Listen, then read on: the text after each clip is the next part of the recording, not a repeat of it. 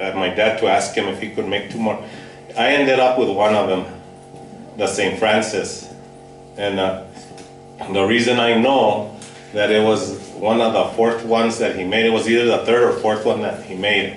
I don't know if you guys remember Mrs. Stedman. She was a painter. You remember her, right?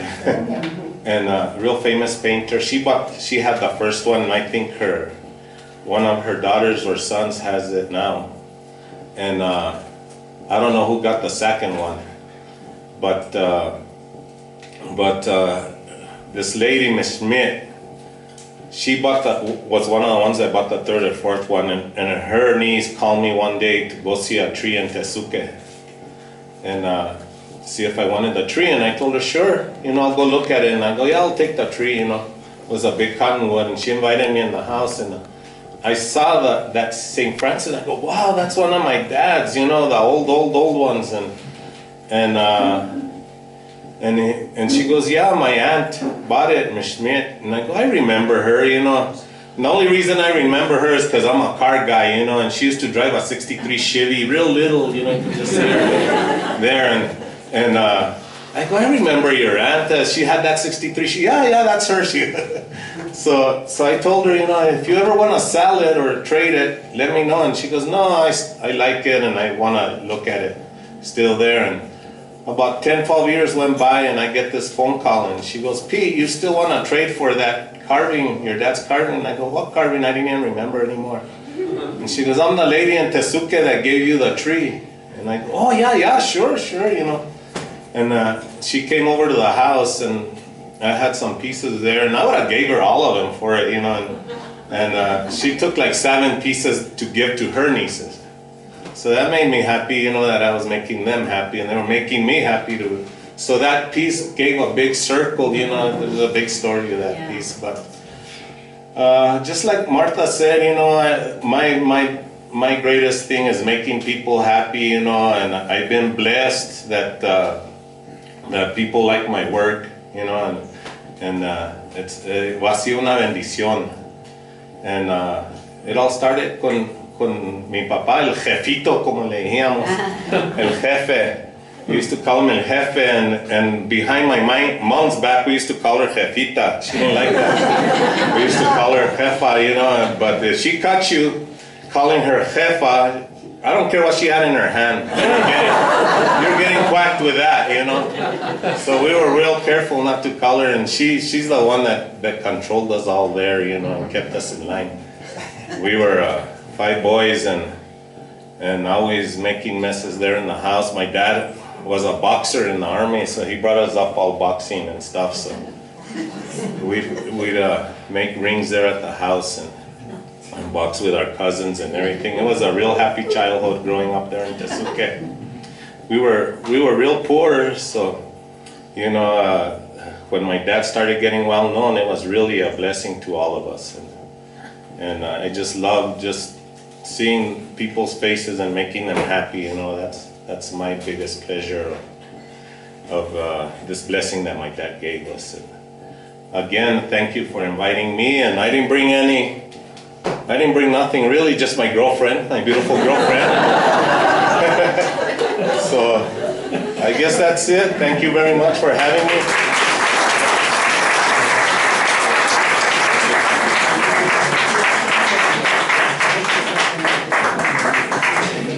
We've just heard 2 birth stories of some amazing forms of folk art. Thank you both. Thank you so much. I'm so excited to introduce you to my cousin Emily Trujillo. Emily is, as I had mentioned before, is the daughter of the award-winning Rio Grande Chimayo weavers. Her mother, Lisa Rockwood Trujillo, and Irvin Trujillo of Chimayo. And I just wanted to say, how many times have I gotten together with my cousin Patricia, the historian of New Mexico, where us Chimayosos talk about where are the younger people that are going to be growing our Chimayo chili? Where is the younger generation that's going to carry on the traditions of our heritage and our culture? I mean, those are important things, especially, the chili and the weaving. And Here's our answer. Emily.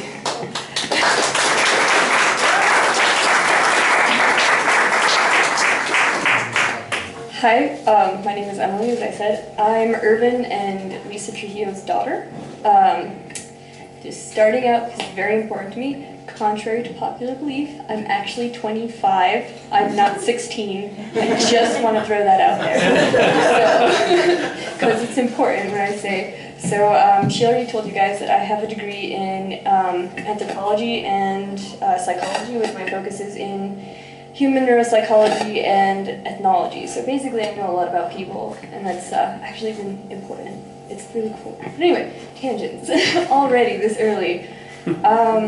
So yeah, I grew up actually, I didn't have any interest in any of this whatsoever, because until I was 23, which I call it my 23-year teenage rebellion, I had no interest. I was actually very adverse. Everyone as a kid, I grew up in the shop, you know, the house was right next door, and everyone would just say, oh, you're going to start weaving, you're going to take over the business, and me, until I was 23, would say, never, don't tell me what to do, you're not my real mom. So that was my attitude for the longest time, and I still tease my mom with that one all the time, actually. She's the only person I really love saying that to.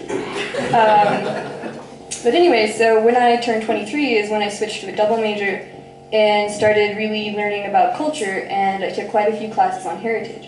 And at that point in time, it was just, you know, a lot of cultures dying, and talked a lot about globalization. And I grew up in a situation where I was watching so many people give my parents so much respect, and I took it for granted until then. And I really realized how much it meant to me and how cool they are. Both my parents are amazing, and they have pieces in museums all over the world. I got to travel to Washington, D.C. when my dad won the National Heritage Fellowship. I got to travel to a museum opening in Kentucky, or Kansas City when I was, I think I was 15. And so now looking back, it's pretty exciting. Like, oh my gosh, my family's so cool, but don't let them hear me say that. I still don't want them to know that, so cover your ears, avert your eyes, look away. Anyway, so I did grow up. I got to fool around in the irrigation ditches. I used to love mud. Mud pies were some of the first things I ever tried baking. It didn't actually go so well. They weren't edible. Don't try them. I'm still not very good at it. But regardless. So I got to do that. I tried irrigating. My dad let me drive the tractor. It was probably a bad idea. I drove us right into a ditch the first time. And after that, he was a little more adverse to letting me drive and more letting me sit on his lap and pretend that I was driving. And but it was still a good experience. It was still a lot of fun. So I just want to say that I never actually got to meet my grandfather. So the sixth generation, who I'm sure that a lot of you actually got to meet, I never got to meet because he died, I think, 2 or 3 years before I was born. And it's very unfortunate. But I've gotten to hear a lot of stories about him, and also my grandma, and so I didn't really grow up in that kind of Hispanic, really welcoming family, feed everyone culture. I got to hear a lot of stories about it. And now I'm hearing more. I'm really enjoying it. If anyone wants to hear adorable stories, I'm so happy to tell them. They sound absolutely adorable and loving. But anyway, so my experience right now is I am focusing on learning everything I possibly can. I grew up collecting dyes. There's actually a picture of me when I was 3 years old at a dye vat that was bigger than me with my stick, holding it like this, trying to stir a dye vat. It's in black and white. It looks very majestic. It's on the wall, actually. And so I grew up around that. I grew up watching my mom spin and making fun of her when a tiny little lump. She's actually a master at that, but I would make fun of her because I was a kid. Still do that, I'm not gonna lie. I still do that all the time. I'm very obnoxious. She's very patient. Very, very patient, stressing that. It is a blessing that she is still here. But, so now I'm learning how to spin. They actually bribed me. I really like watching cartoons, and so she bribed me to spin yarn. I actually was magically good at it because I did a lot of plying for my father when I was a kid. He paid me $5 an hour, which now I know is not actually a working wage. But look at me not knowing these things until I went outside. You know, those things happen. But so I learned how to spin. I'm actually learning how to dye yarn. I did a lot of rinsing because I like to play in the water, so my dad would let me rinse. And now looking back, I actually learned a lot. I picked up a lot just from kind of existing in the shop, growing up with my parents and family just popping in.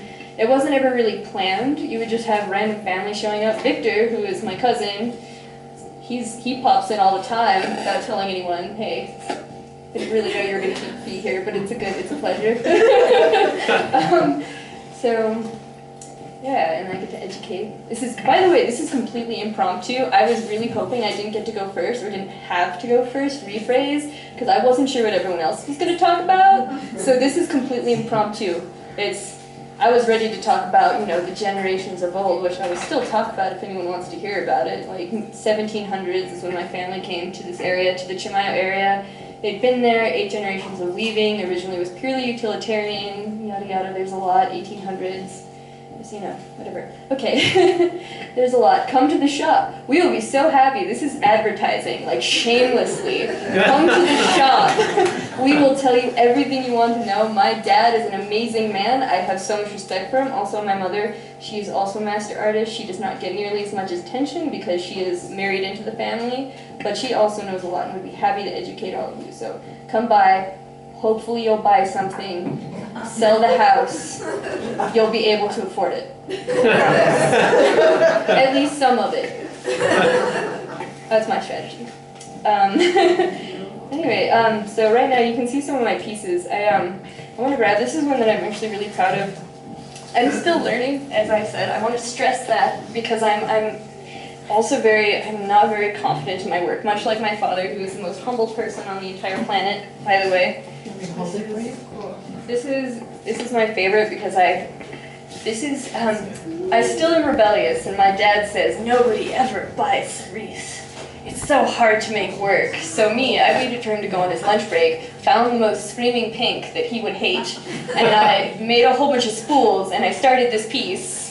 And it actually sold the moment it was put on the website. Someone bought it. It was actually my friend. And then it was ridiculous. So she lets me use it. I borrow it.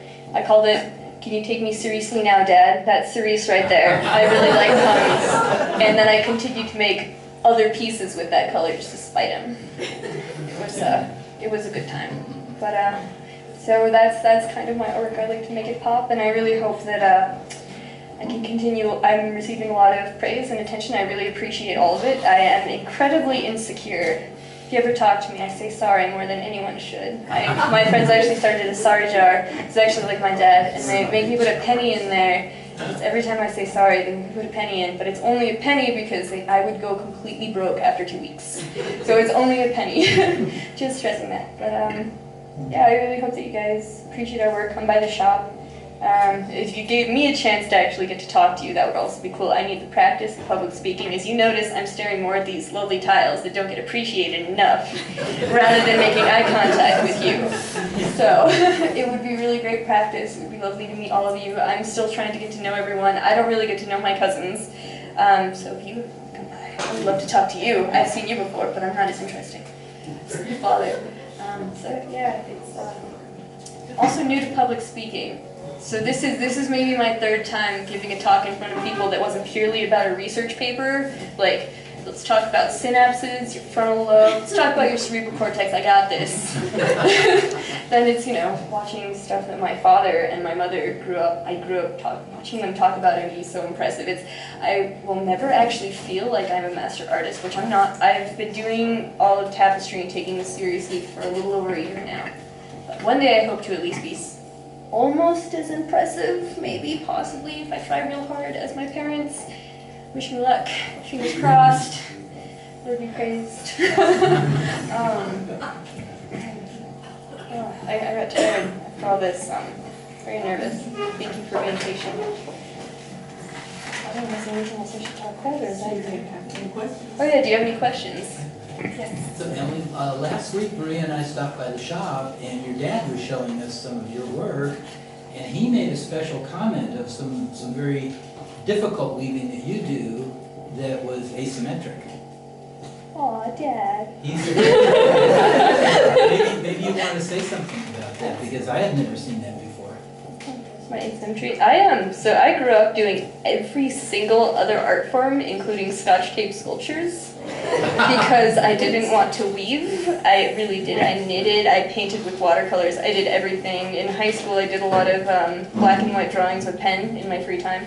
And that really gave me a sense of design and filling up space and working with colors and things like that. So I luckily had that head start, which gives me a sense of tapestry. And right now it's just me actually getting the technique down, because I don't really, they're my mentors, they're teaching me, but I'm also a really terrible listener, because I said, don't tell me what to do, you're not my real mom. I say that on a regular basis, because I don't like being told what to do. So it's, yeah, I would hope that all that year of hard work would go into my asymmetry, and also my fight to be completely different from everyone else, because it's really hard. I want to make my parents proud. And honestly, I just want to throw in one more thing. As you can tell, I really love my parents. I'm very proud of them and very honored to be her daughter, or their daughter. It's they're amazing, and they are the only people that would ever say, because I actually had an internship. I graduated with my degree, and then I had an internship at UCSD actually in radiology, neuroradiology, and when I told them, I don't think I'm going to do that internship, I want to weave, they were the only parents who would say, that's awesome! Oh my gosh, you want to be an artist? That's so cool! They were the only ones who would want to say that, even though my dad was saying, I went to high school in Los Alamos. So my dad, he wanted to make sure that I had an out if I didn't want to be in Shemai, and he assumed that I never would. Everyone did actually. I never thought I'd come back either, but you could tell young Emily that now and she would laugh at you. I kind of forgot what I was talking about. I looked at that tile and thought it was very beautiful. I'm so sorry. Thank you. Hold on, I want a closing statement. Let me see. What's an interesting fact? Oh yeah, my dad is very humble, and he's like, oh, you could have done something else. You could have done anything else. Don't come back here. You know, secretly on the inside, he's all excited about it.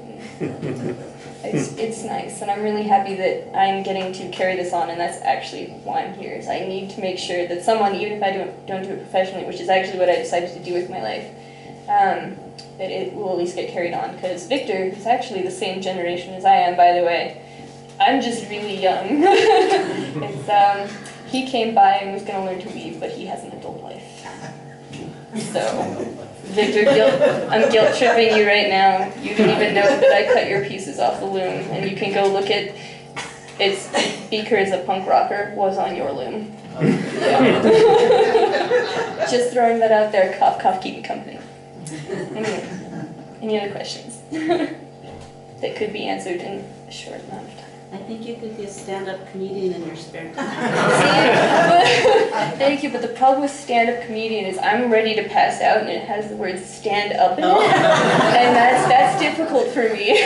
But sit-down comedian. Sit-down comedian. I can cross my legs majestically, and that'll work. Thank you, though. Aww.